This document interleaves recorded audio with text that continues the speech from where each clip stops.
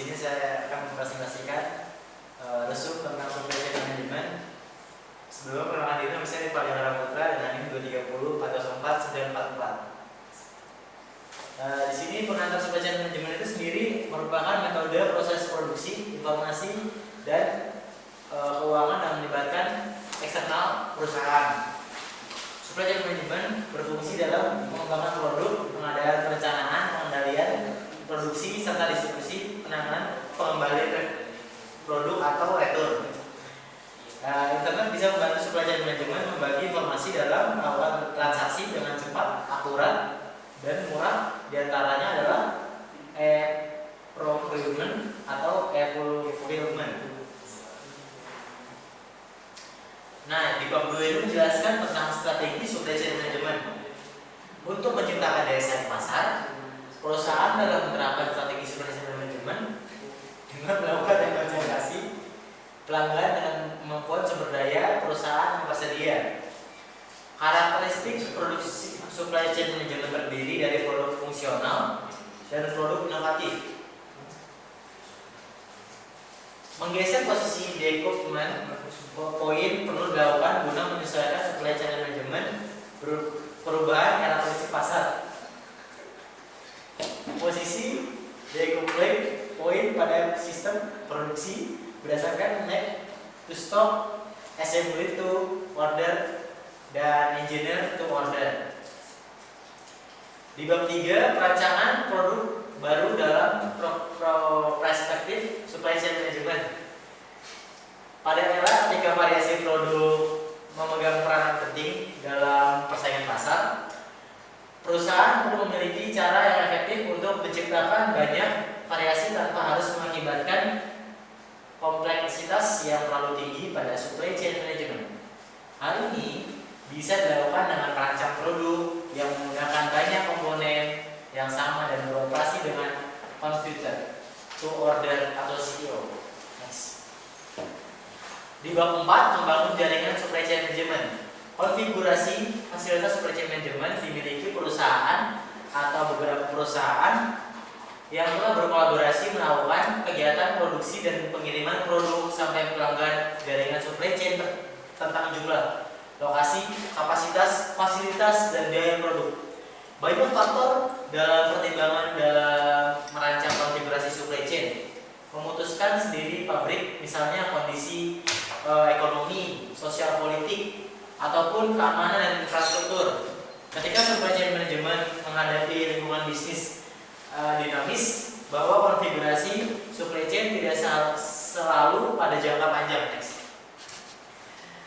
Bab 5 di sini menjelaskan tentang permintaan dan perencanaan produksi.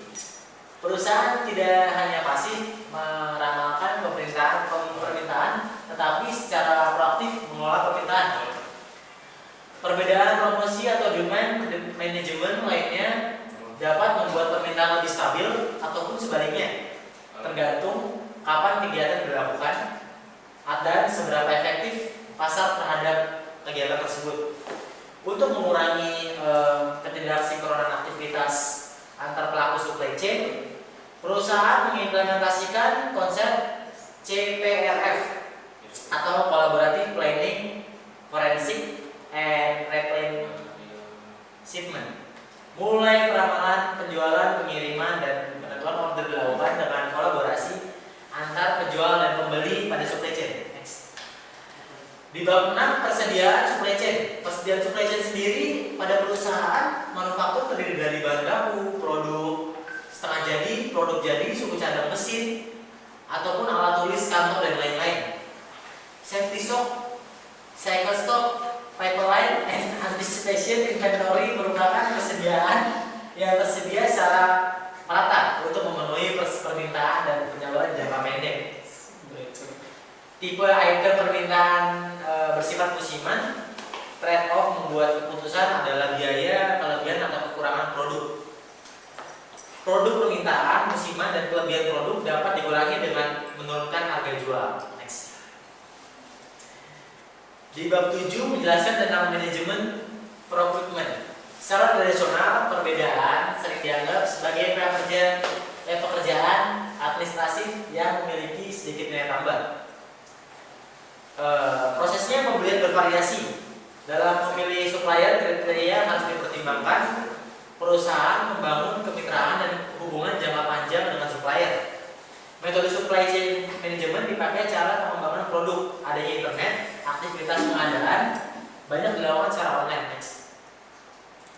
Bab 8. Bab 8 menjelaskan manajemen transportasi dan distribusi.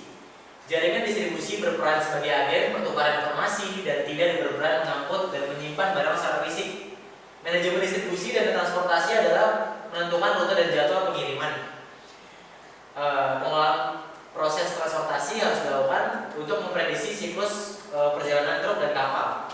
Cross docking merupakan metode inovatif dalam manajemen distribusi dan transportasi. Next. Bab 9. Bab 9 distorsi informasi dan bluefin effect. Distorsi informasi sering terjadi pada jaringan supply chain. Bluefin effect mengakibatkan banyak inefisiensi pada supply chain.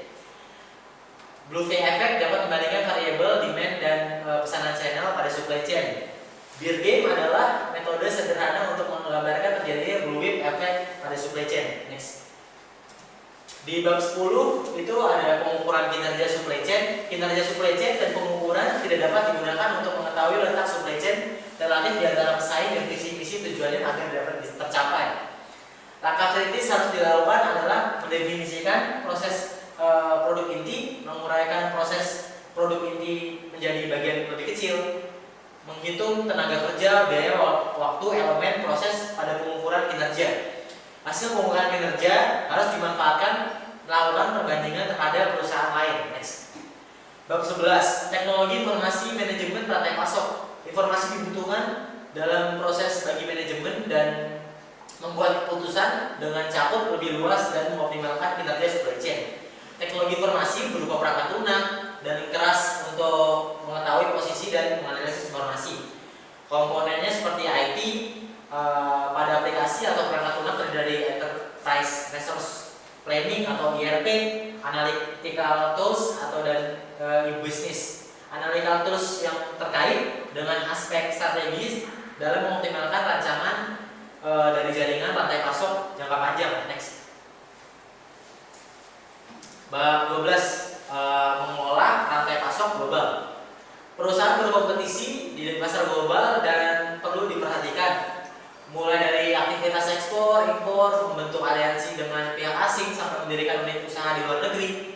Konfigurasi dan koordinasi merupakan masalah spesifik berskala internasional dibandingkan domestik. Berdasarkan konfigurasi dari aktivitas memasok, pengolahan dan penyaluran, integrasi vertikal, mekanis, pasar dan network dipakai sebagai koordinat aktivitas internasional. Perusahaan menerapkan sistem internasional supply chain perlu diperhatikan adanya risiko politis dan risiko kurs mata uang. Full integrated global supply dalam memasarkan produk harus mempunyai pengetahuan yang layak tentang karakteristik pasar. Perusahaan mengelola global supply chain dalam menghadapi kompleksitas logistik, yaitu pengadaan, produksi, dan penyaluran. Hanya itu saja. Sebelumnya terima kasih. Assalamualaikum warahmatullahi wabarakatuh. Anjay. Pas masih di tempat. Dan